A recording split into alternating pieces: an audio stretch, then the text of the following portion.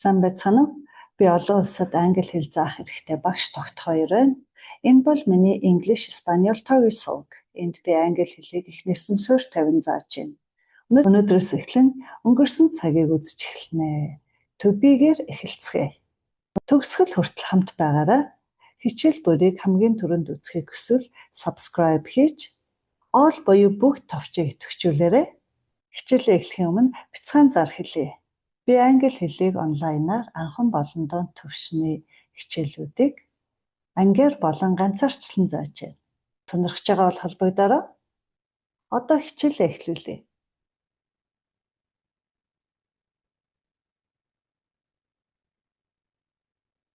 Past simple tense.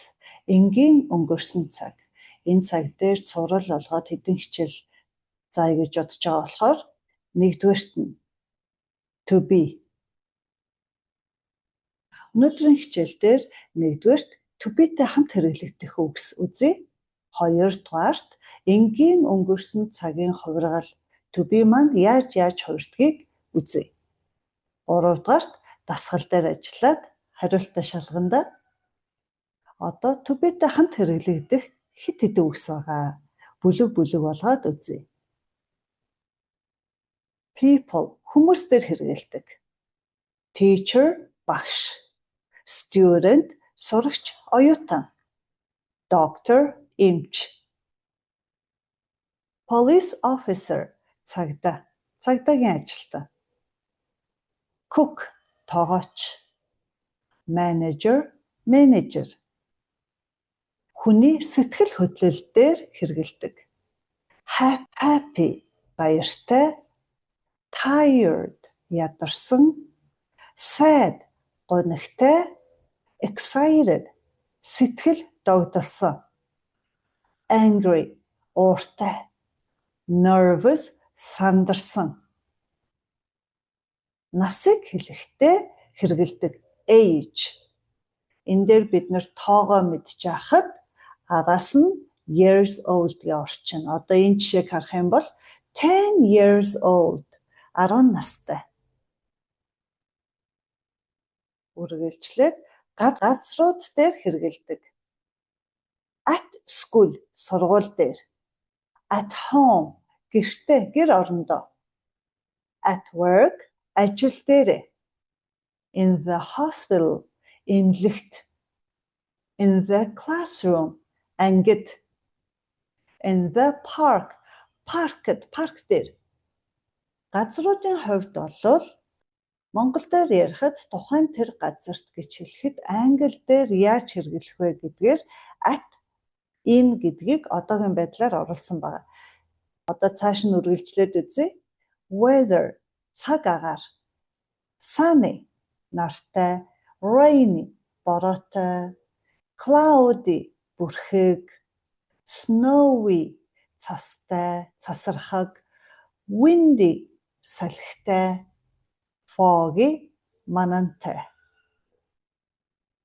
To be-тэй хэрэглэдэг үгнүүдээ үзээд дуслаа. Одоо болохоор өнгөрсөн цагтай холбоотой хэрэглэх цаг хугацааны үгнүүд үзье. Yesterday өчигдөр. Last night өнгөрсөн шөнө. Last week өнгөрсөн 7 хоног. Last weekend өнгөрсөн амралтын өдөр. Last Monday өнгөрсөн даваа гараг. Last month өнгөрсөн сар. Last year өнгөрсөн жил. Нодлон. The day before yesterday урчигдөр. Өчигдрийн өмнөх өдөр. A month ago 1 сарын өмнө. 2 days ago 2 өдрийн өмнө. За энэ маягаар өнгөрсөн цаг дээр юм ярихдаа энэ цаг хугацаагаа тод хэлэх юм бол төдийд тийм болжээ гэдэг нь тод мэдэгдэх болно. Одоо энгийн өгүүлбэрээр to be маань хэрхэн яаж хувирдгийг үзье. Монголоор орчуулахдаа байрсан гэж орчуулна. I, he, she, it дээр was. I was at home yesterday. Би өчигдөр гэртээ байсан. He was tired. Тэр ядарсан байсан. We, you, they дээр were гэж хувирдаг. Байсан гэж адилхан орчуулагдана. They were in the park.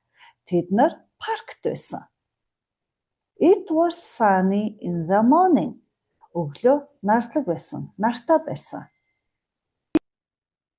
Тэгэхээр энд was, were гэдэг маань хоёулаа байсан гэж орчуулагдана. Одоо үгүйсгэх өгүүлбэрээр үзье. Байсангүй, байгаагүй гэж орчуулна. I, he, she дээр адилхан was гэд араасаа not нэмчинэ. Wasn't. Бичгийн хэлбэртэй ингээд задгаа байж байгаа was not ярианы хэлэн дээр товчилсон. Wasn't. I wasn't at school last Monday. Өнгөрсөн нэгтгэд би сургууль дээрээ байгаагүй. It wasn't rainy last year. Өнгөрсөн жил бороотой байгаагүй. Хор бороо ихтэй байгаагүй. We, you, they дээр were гэдгийнхаар not авчна. Weren't. They weren't tired. Тэд нар ядраагүй байсан. Асуулт болон товч хариултыг үзье. Орчуулга нь тэгсэн үү, ингэсэн үү? Тийм байв уу, ийм байв уу? Хариулт нь болохоор тэгсэн тэгээгүй.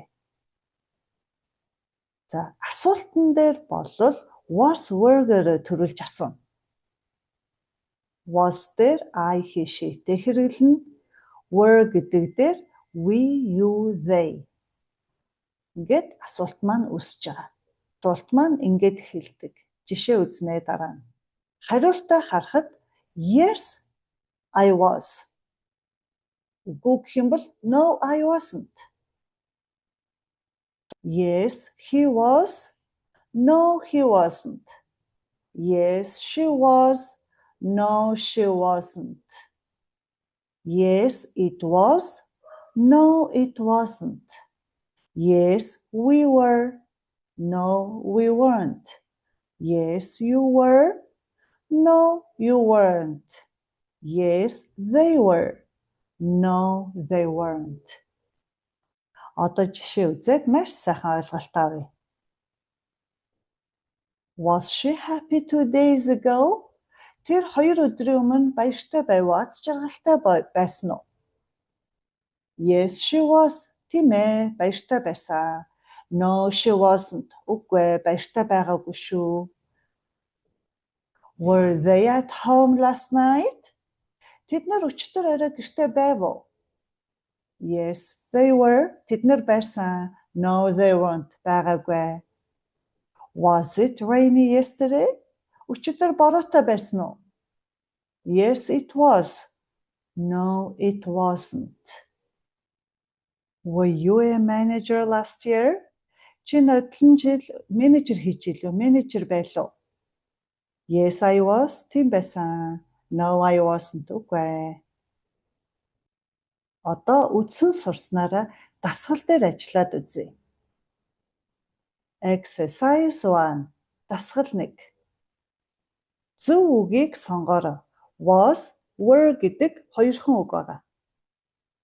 He, very tired last night.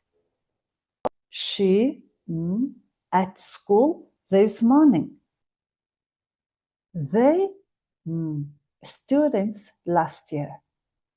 We, happy yesterday afternoon. They, at the office yesterday morning. За хэрэгтэй бол хичээлийн бичлэгээ зогсоогоод энэ дасгал дээр ажиллаарай. Энэ хоосон зэн was эсвэл were хэрэглэнэ. Одоо хариугаа шалгая. He was very tired last night. Өчигдөр орой тэр эрэхтэй маш их ядарсан байсан. She was at school this morning. Тэр эмэгтэй өнөө өглөө сургууль дээрээ байсан. They were students last year. Нөдөн жил тэд нар оюутнууд байсан. We were happy yesterday afternoon. Өчтөр үдээс хойш бид нар баяртай байсан, аз жаргалтай байсан. They were at the office yesterday morning. Өчтөр өглөө тэд нар офис дээрээ байж ирсэн. Exercise 2. Дасгал 2. Өгүүлбэрүүдийг өгүүлсгээрээ. Өгүүлсгөх өгүүлбэрүүд болохоор wasn't, weren't гэдгийн аль тохирохыг хэрэглэе шүү. He was tired last night. She was at school yesterday. They were happy this morning. You were at home last weekend. Энэ дасгал дээр ажиллахдаа хэрэг хэрэгтэй бол бичлэгээ зогсоогоорой. Одоо хариугаа шалгая. He wasn't tired last night. She wasn't at school yesterday. They weren't happy this morning. They weren't at home last weekend. Exercise 3. Дасгал 3. Өгүүлбэрүүдийг асуулт болгоорой. He was tired last night. She was at school yesterday. They were students last year. They were at home last weekend. Хичээлийн бичлэгээ зогсоогоод дасгал дээр ажиллаарай. Хийж дуусныхаа дараа хариугаа шалгаарай. Одоо хариугаа шалгая. Was he tired last night? Was she at school yesterday? Were they students last year? Were they at home last weekend? Ингээд асуултууд маань болчихж байгаа. Exercise 4. Дасгал 4. Энэ бол хамгийн сүүлийн дасгал. Асуултнуудад богино хариултууд өгөөрэй. Was she happy yesterday? Was he at school yesterday? Were they students last year? Were they at home last weekend? Энэ асуултнуудад хариулахдаа хичээлийн бичлэгээ зогсоож агаад өөрийнхоороо богино хариултаа бүтнээрээ бичээрэй. Тийм гэж болно, үгүй гэсэн сонголт ч байж болно. Одоо хариугаа шалгая. Yes, she was. No, she wasn't гэсэн ч болно. Яагаад тэгэхээр эн чинь зүгээр л богино хариултууд дээр дадлага хийж байгаа. 2. No, he wasn't. 3. Yes, they were. No, they weren't. Магадгүй энэ дээр нэгдэх нь no, she wasn't. Хоёр дахь нь yes, he was. 3. No, they weren't. 4. Yes, they were гэж хариулсан ч зөв шүү. Ингээд өнөөдрийн хичээл маань дуусчээ. Хичээлд хамт байсан танд баярлалаа. Хэрвээ та миний зааж байгаа англи хэлний хичээлүүдийг алдалгүй үзэхийг хүсвэл English, Испаниол тоогийн сувагт маань subscribe хийж хажуудлынх нь all буюу бүгд сонголтыг идэвхжүүлвэл намайг хичээл оруулах болгонд автоматар мэдээлэл очиод авах болно. Хэрв танд хичээл маань таалагдсан бол лайк дарж, комент хэсэгт сэтгэлдээ үлдээгээрэй. Мөн энэ хичээл хэрэгтэй болоо гэж бодсон найз нөхөддөө хичээлийг манд амжуулаарай. Баярлалаа. Дараагийн хичээл дээр дахин уулзъя.